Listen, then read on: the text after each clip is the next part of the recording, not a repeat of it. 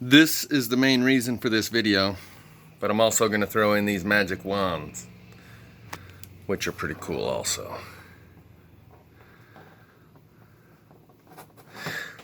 But ultimately, this deserves its own video. This is going to be a very short video in order that I can leave these materials home and make a longer video later referencing this information. Notice the date, Saturday, April 20th, 2019. That's the day that I left to Missouri the first time. And the day before that, I told my friend Spencer, you got 24 hours. My point is, this is something I wrote down 1 year earlier, 4/19/2018. Found is a reference to the implant that I found. 4/19, 1 a.m. in the morning. The next day at 6 p.m., I told my mom and Doug on 4/19. I'm sorry, that's the same day. Later on that day at 6 p.m. in the evening. The day after that, I went to my sister's, that's Mel's, with Doug, and found one behind her ear. On 4/22, I went to Dana and Justin, another sister of mine, along with her husband. Told them what I'd found, and I'll talk more about that meeting later. On the 25th, I went to Kayla's, that's one of my other sisters, without explanation. I was asking her, particularly her husband, who does ranching, if he had any of these RFID readers, in order that I could put it up to my ear and maybe retrieve a serial number from the radio frequency identification microchip that bounces back like a radar ping with a identification number. This is probably the phone number to InfoWars. Apparently I emailed InfoWars on the 27th, called and left a voicemail on the 2nd, and I was in communication with Joel Skousen, who does interviews on InfoWars sometimes. And he's a Utah guy. But that fizzled out.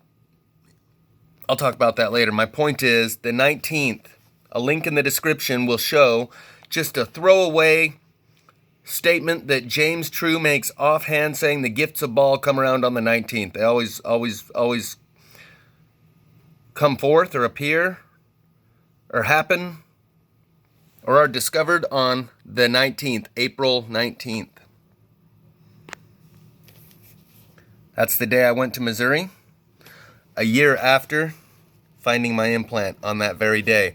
Gift of Baal is a reference to something you might be more familiar with that's called a blessing in disguise. So I just wanted to get that out of the way, and we'll talk more about that later. These are pieces of wood that I found recently. You may have remembered seeing me come across them when I was going through one of these plasma-fired places. I think they may be a form of cactus, and I'm not sure if they got hollowed out like they are. You can see they're hollow in the middle. And I'm not sure if they got hollowed out because they died and then dried, and they were just standing, and that's how they all sometimes dry out due to the conditions, or if that was actually burnt out in the middle through the plasma fire process, which burns everything from the inside out. But one thing I do know, see, these three have lacquer, and this one's the original condition. You can see it looks a little bit more dry and brittle. I may or may not lacquer this one. But one thing I do know is that they were standing, still connected to the root in the ground when the plasma fire hit. And that's why the ends of them look the way they do. Turn this way and that way. You can see the ends. The ends here, here, and here.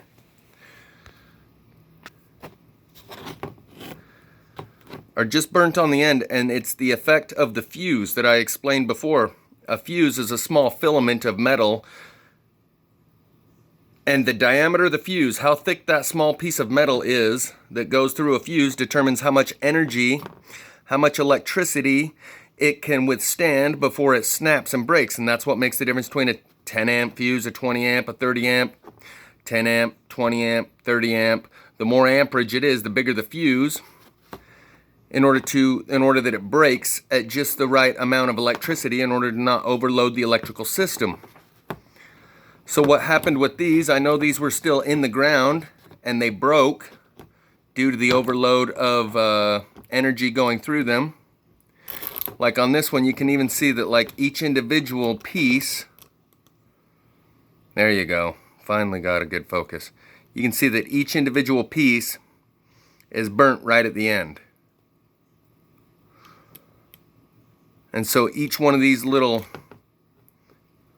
pieces of wood worked like a filament, and because it is so small, it probably broke off pretty early compared to a larger piece of wood that would be able to withstand more electricity going through it before it snaps.